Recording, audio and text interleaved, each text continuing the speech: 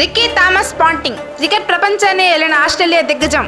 ఇది ఒక పేరు కాదు, ఒక వైబ్రేషన్. క్రికెట్ చరిత్రలో చాలా మంది కెప్టెన్స్ వచ్చారు వెళ్లారు, కానీ ఒక టీం ని ఓటమి సైన్యంగా మార్చి ప్రపంచాన్నే ఏలిన one and only king. Ground లోకి అతను బ్యాటింగ్ చేయడానికి వస్తున్నాడంటే ప్రత్యర్థి బౌలర్స్ కి గుండెల్లో దడ పుడుతుంది.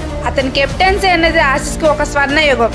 తన కెప్టెన్సీతో ఆస్ట్రేలియా టీం గెలవడమే కాదు, క్రికెట్ ప్రపంచాన్ని శాసించింది. ఆస్ట్రేలియా తరపున అత్యధిక వన్డే టెస్ట్ మ్యాచెస్ లో ఎక్కువ పరుగులు చేసిన వన్ అండ్ ఓన్లీ ప్లేయర్ గా హిస్టరీ క్రియేట్ చేశాడు. తను 168 టెస్ట్ మ్యాచ్ల్లో 13,378 రన్స్, 41 సెంచరీస్, 62 హాఫ్ సెంచరీస్ చేశాడు. 375 వన్డే మ్యాచెస్ లో 13,704 రన్స్, 30 సెంచరీస్, 82 హాఫ్ సెంచరీస్ చేశాడు. అన్ని ఫార్మాట్లలో 71 ఇంటర్నేషనల్ సెంచరీస్ చేసి సచిన్ టెండూల్కర్ తర్వాత హైయెస్ట్ ఇంటర్నేషనల్ సెంచరీస్ చేసిన సెకండ్ ప్లేయర్ గా హిస్టరీ క్రియేట్ చేశాడు. అతను 3 వన్డే వరల్డ్ కప్ లో గెలిచిన one of the player. As a captain 2003, 2007 లో వన్డే వరల్డ్ కప్ లో ఒక్క మ్యాచ్ కూడా ఓడిపోకుండా ఆసీస్ టీమ్ ని గెలిపించాడు. అందుకే ఇతన్ని ఓటమెరగని గ్యాంగ్ స్టార్ అంటారు. 2003 వన్డే వరల్డ్ కప్ ఫైనల్ లో భారత ఆశలపై జరిగిన one and only legendary cricketer Ricky Thomas Ponting 2006 లో ICC test player of the year అనే అవార్డును, 2006, 2007 లో ICC cricket of the year అనే అవార్డును సొంతం చేసుకున్నాడు.